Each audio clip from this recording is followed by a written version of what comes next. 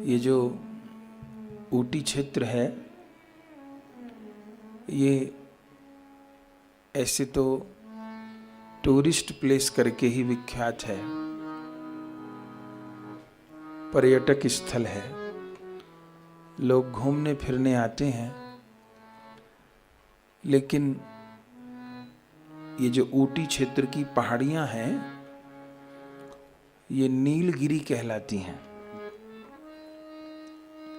ये जो अरावली है, पर्वतीय क्षेत्र है, ये जो पहाड़ियां हैं, ये नीलगिरी कहलाती हैं।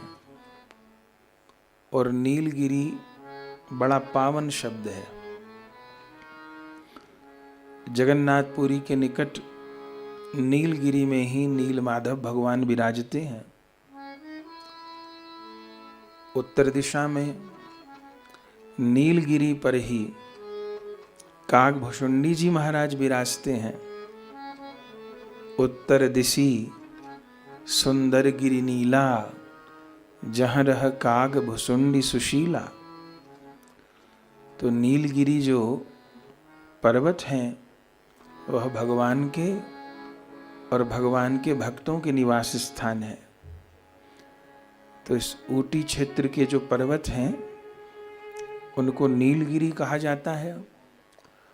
और ऊटी शब्द का जो ऊटी बाद में शब्द हुआ है, इस स्थान का प्राचीन नाम है उदंग मंडलम, माने ऊंचा स्थान। समुद्र तल से जहां हम आप लोग बैठे हैं, लगभग 2,2500 मीटर की ऊंचाई है इस ऊटी क्षेत्र की। धरातल से लगभग 2,2500 मीटर ऊंचाई पर हम हैं। और आप भी, हम भी गाड़ी से आए हैं तो देख ही रहे थे, लगातार गाड़ी ऊपर जाती जा रही थी। और रास्ते में कितने दिव्य जंगल वन पड़े, लग रहा था किसी दूसरी दुनिया में ही आ गए। चारों ओर हरियाली ही हरियाली, जंगल ही जंगल, वन ही वन, कोई शोर नहीं, कोलाहल नहीं, प्रदूषण नहीं, आपाधापी नहीं। और वन्य जीवों का जो दर्शन हुआ, वो भी अपने आप में बड़ा मनोरम था। रास्ते में जंगलों में झुंड के झुंड हिरणों के स्वतंत्र होकर विचरण कर रहे हैं। झुंड के झुंड हाथियों के 12 सिंघा, सिंह चीता भी इस क्षेत्र में वास करते हैं। और सारे वन्य जीव एकदम हष्टपुष्ट और प्रसन्न होकर के प्राकृतिक आहार ले रहे हैं। कहीं जल के झरना, कहीं सरोवर, कहीं तालाब। कितना मनोरम प्राकृतिक दृश्य था कि मन प्रसन्न हो गया देख करके। और हम आप तो सभी उत्तर भारत से ही आए हैं यहाँ। वहाँ उत्तर भारत में तो गर्मी चरम पे है, और यहाँ की तो दुनिया दूसरी। यहाँ तो ठंड है, सर्दी है। जैसे नीचे से ऊपर चढ़ाई होने लगी तो ही शीतलहर चल रही थी। तो प्राकृतिक सौंदर्य से यह स्थान पूर्ण है।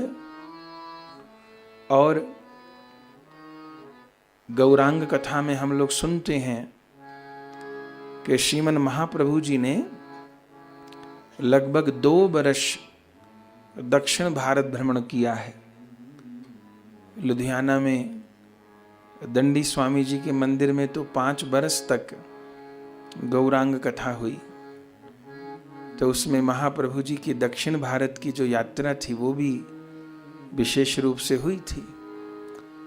तो दक्षिण भारत में महाप्रभु जी ने दक्षिण भ्रमण में पूरे दक्षिण भारत का भ्रमण किया है। उसमें महाप्रभु जी वनों में भी गए हैं, हर तीर्थ पर गए हैं महाप्रभु जी। तो इस क्षेत्र में भी महाप्रभु जी के चरण पड़े हैं। महाप्रभु जी की हरि बोल से ये स्थान भी गूंजा है। अब वो कहाँ कहाँ स्थल है ये तो खोज का विषय हो सकता है, लेकिन महाप्रभु जी दक्षिण भारत भ्रमण किए हैं। दक्षिण भारत 2 वर्ष की यात्रा है, वो तो चैतन्य चरितामृत में उल्लेख है ही। तो बड़ा सुरम्य स्थान है, खूब प्राकृतिक संपदा है। हाँ, संसार के लिए केवल पर्यटक स्थल है। और यहाँ पर एक जो प्राचीन विश्वनाथ भगवान का मंदिर है वो भी बहुत प्राचीन है, बहुत सुरम्य है।